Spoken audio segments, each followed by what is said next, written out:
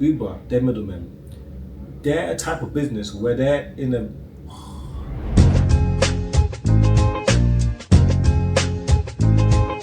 Quick question for everybody. Do you ever feel stuck in their business or in their career?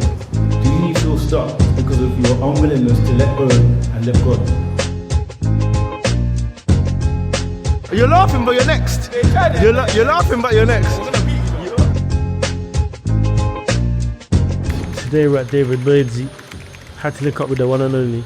Alright, fuck you, best, man. Yeah, man. So, well, fuck it, man. Yeah, people probably wonder what's up? Where have you been, bro? Where have you been? Man, just working as usual, man. I mean, just entrenched in the markets, transitioning my business. Yeah, man, just really busy doing what I preach. And so, do you think that as entrepreneurs, it's important to have those seasons of being out there and all over socials and then just in the trenches? Yes, 100%. Because you are your own, brand. So you have to decide when it's time to release season 3, release season 4. Like your favorite TV show is not every week like EastEnders. That's not the type of thing we're building here. Strategizing. Can't lie, bro. Some good plans, man. Some good plans that we made. The future looking very bright. I want that. Yes, guys, so I'm actually on my way right now to an open house. Basically, what normally happens in the prime real estate is that when someone's got a property they're listing, they organize an open day with many other agents, buyers agents, and sometimes even buyers, where they showcase the house to its full potential, and obviously with a goal of getting it potentially sold. And yeah, man, good guy, really good guy. Really knows his stuff, so make sure you guys follow him. And I think the house is about a £3 million house, a really nice house. And then I've got more viewings throughout the day for something else which I'll probably speak to you guys about another time. I'm excited, so it'll be a really good day. Okay, so how are you, my bro? Too bad. That's good, man. To the open house. So Pierre Lutz, that's the name I go by. I'm a sales broker. Been in the business for a pretty long time now, 10 years. So we're in Hertfordshire currently. We're in a £6 million home. It's over 9,000 square foot. Externally, internally, it's 8,500, 8 bedrooms, 8 bathrooms in the main. So we're on Vineyards Road, so have a lot of Tottenham and Arsenal football players. Part of today is just inviting and networking other brokers around London and surrounding to really come. If they have any potential buyers, then they can bring them forward. This house is absolutely insane. Okay. Really cool cigar room. I haven't even show you my favorite part of the house. Come check this out. Yeah. One thing I love about property, and this is why I always encourage people to get into middleman, is because you get to access these type of properties, speak to people who can afford these type of properties, and make a large sum of money consider them. So this property is, I think, about 6 million. So what type of people can actually afford these properties, what they've been able to do, and I learn a lot from my clients, and so can you. And I mentioned the fees are higher, right? You can charge 2%. So a property like this, you can make £120,000 broker fee, so it's really good. And the network is incredible. What's one piece of advice for someone to actually get listings of large amounts like this? Tenacity, consistency, discipline, and doing the same thing over and over and over. It's quite easy in today's day to be distracted with so many different things. If you're just focused on one point of contact, one business, that's where you're going to see success. No, amazing. Thank you so much for today, for inviting me, bro. Thank you, man. Really appreciate it, man. Amazing. And that's when everything changed. I became a middleman. Now think about it. Airbnb, they're middlemen. Booking.com, they're middlemen. Uber, they're middlemen. They're a type of business where they're in a... So today had been a stressful one. In the morning I had to go to the garage because I was something with my car. And then one of my tenants called me because they left their keys outside the property. So after this, you drive all the way to Surrey after this because the property manager isn't here. And I feel like that's a big indicator of how July has been. It's been a lot of stress. Well, I'm always like to be transparent with you guys. Part of the entrepreneurship journey is you have those stressful periods. I'll say from January to May, June, probably been one of the best periods I've had ever in business. All my businesses flourish and doing really, really well. And I think sometimes that can lead to elements of complacency, elements of you not looking over things where you should be. And then I felt like toward the end of June, July, a lot of things started happening, and it's a good indicator as to what you need to be doing and what you need to monitor and to build something long term. Because I feel like a lot of our generation, yes, you can make 50k in 1 month, but can you now make that for the next 5-10 years? How are you going to make it sustainable? As my accountant always said, it's about actually building up that regular income pot that despite your income being X, you always have enough money. So yeah, it's a good humbling experience. I think God does it for a reason, man, because if not, you could always think that you're on cloud nine, you're untouchable. So it's been a good start to the year, and it's been a dodgy month, but I think it's just about reflecting. We're now launching some new things to kind of make up for the bad months, and then yeah, we'll let you guys know how it's going. So right now, film on content. Good about the glasses, not sure what you don't think, man. Any video that you see on YouTube that is just clean and cold is directed and shot by this guy. Shout him for your inquiries. Lats, am I getting commission? We'll see. Shout Lats, the best videographer. And by the way, all of you guys always coming to me, oh Denzel, I'm seeing your ads, I'm seeing your this, I'm seeing your that. There's only one guy behind it. He does ads for all of my businesses. Big up, Midday. Tell him to start posting more on YouTube as well, man.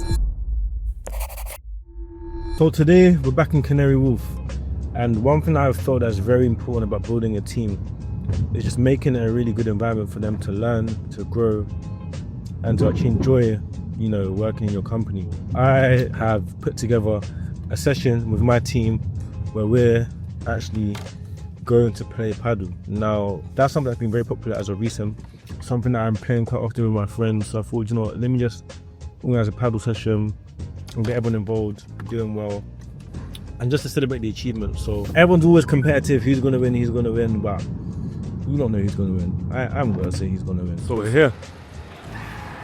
They're here, man. They're here. They're live. They're live and direct. Live and direct. Load them. Game one. It's unfortunate. They tried their best, but they didn't really do us justice. You're laughing, but you're next. You're laughing, but you're next. We're gonna beat you, though. Wait, did you say that? We're gonna beat you. Say no more. We're gonna beat you. When people give you verbal, you told me with chest you're gonna beat me. You told me with chest you're gonna beat me, bro. Yeah, it was my. You know this bat, yeah. There's something on it that just. It's too. Yeah. Oh, okay. Yeah. Yeah, man. It's calm. Next time, though. At least you close the door. I don't get him done, man. Sweating. Now it's time to get some grub still. I mentioned last time I spoke to you that I was going crazy on the outreach. Yeah. Doing like 50 outreach a day to different investors. I kind of that's paid off today. I've jumped on 4 meetings today. Wow, impressive. One investor, I've actually pretty much got him in the bag. Yeah, man, cash buyer, 350k budget, looking for 2 to 4 bed across Bucks, Beds, Northants, Midlands. He's looking for like a 40k profit on like 300k all in. So yeah. It seems extremely doable, especially when he's doing the work himself as well. Oh wow, that's very doable. Yeah, and I said, look, if it's around 40-50k profit, then my sourcing fee will be around 3k, 3.5k. If it's around 60-70k, then the sourcing fee will be around 5k. Yeah, I'm setting myself a challenge, obviously, get that across over the line over the next week. Yeah. And then if I do that, then I'm calling in on Monday and I'm saying, yeah, listen, you're not seeing me in the warehouse again. So yeah, man, really good. That's good, man. No, I'm really happy to hear, man. And I think just to add on that, what I would recommend doing then is like, I always quote the number of 3 to 5. Like, it's contradictory advice because on one hand, I say like, when you have one investor, focus on that investor to fill them a deal. On the other hand, I say like, try and get other investors just in case that one does become a success. Not saying that he will be, but what I recommend doing, which is the best thing, is only look for investors who are looking for his exact strategy. Now, the reason that's important is because if, for example, you have 3 investors with a 400k budget in the same area, even if he doesn't take it, you've got 2 others who are going to take it, and that's not going to allow you to have that flexibility. And same with the deals is like, now you've got that criteria, you need to go in front of every agent in that area first. Before we'll go to the off-market stuff later, but before that, every single agent and be like, look, I've got a cash buyer in town who can take on a deal ASAP, and just get him to be sending you stock. Send it to your one-on-one coach. We'll analyze it. We'll see, can we get a little bit of discount, and that way you can now present him a really good deal. But that's really good work, though, man. Yes, we're back again, guys. Today I'm actually on my way to an amazing event called Cultivate. So this is like an event where people of the Christian faith are coming together to learn about business, finance, and apply to God principles. So they actually reached out to me. I was really excited to do it because that's something I always said. I want to use my platform to bring people closer to God. Just meditating on the word today really gave me insight into how most principles that I use in my business to grow are built out from the Bible. And one thing in particular which I want to kind of touch on today is the power of communication when building something great. I feel like in life we also feel like just because something makes money it's great. That's not always the case. And for those who know the Bible story of the Tower of Babylon, they thought they were building something great, right? But it wasn't backed by the right foundation. As soon as God made them speak different languages, the level of communication died down and they weren't able to finish the tower. And it just shows you in life that you could feel like you're running in the right vehicle. You might have the best A players in the team. Without the right communication and without alignment with the same mission, it could all go crumbling down. That's why now with every team that I have, I'm intentionally building the right people. Not only did I have the right communication skills, but they aligned with where you want to go. And these are really talented people. They could have been poached by other people, but because they're so strict on their belief of the mission and so aligned, despite a transition period, they're still willing to stick through it because they know it's gonna work out on the other side. So it's a very important thing that I've learned in life, and that's to always mirror your life with the principles of the Bible. And that's for me and my faith. So yeah, I put God's grace at the top of my wish list. Yeah, and I listed favor and mercy after. I want a life full of love and kindness. I want my days to be full up with laughter. I got God standing next to me. One thing I actually learned a lot is to let go of being complacent and tap into the anointing of abundance. Well, quick question about everyone here. Who's ever got stuck in their business or in their career? Cool. So I remember one time I was talking to one of my powerful and he said, do you feel stuck? It's because of your unwillingness to let go and let God. And that really stuck with me because I think in life we always think that we can do it by ourselves. But when we actually realize that we serve a God of abundance, we realize that everything is literally in line with us as long as we allow ourselves this purpose for our life. I remember when I finished university, I got offered a really, really good job and it was a really good starting salary. But then somebody just told me, which I knew was good, then don't take the job, just go full-time in your business. Now, at that time, my business was doing decent, but I wouldn't say it was enough to free sustain. When the end of that year, well, that job was going to pay me for a year, a client paid me in 1 month. And at the time, I didn't even think that was possible, right? And I didn't think I would even be able to work with these clients. One thing again, I always realized that God called the unqualified and He prepares you to become the type of person that deserves a level of success. So we spoke about aligning my character with the plans that God has for my life. Max, how'd you find it though? It was good. Had to explain them, tell them the scriptures. What scriptures, bro? Give me a scripture. Oh, Galatians 5:16, Matthew 6:22. Okay, what does that say? Matthew 6:22 it says it's talked about the eye of the lamp. The eye of the lamp, the lamp in the body, the eyes, you have to be healthy. You want to be full of light. So it's about what you see on a day-to-day basis. Are you seeing good things? Are you consuming the word? Are you in good places? Are you in good company around you? Start simple. Start with the things around you. Whether that's your spouse, make sure you're both on the same page. You need to be equally yoked. Referring to the last question again, you may have to let go of some friends. You have to be around people, be friends with people in the church. Fellowship, that's what it's for. After church, don't be rushing home. Make friends. That's what you have to do. So when it comes to being consistent, it's all about the things you consume, the people around you, and that's how you can stay consistent and grow your faith in an easy way.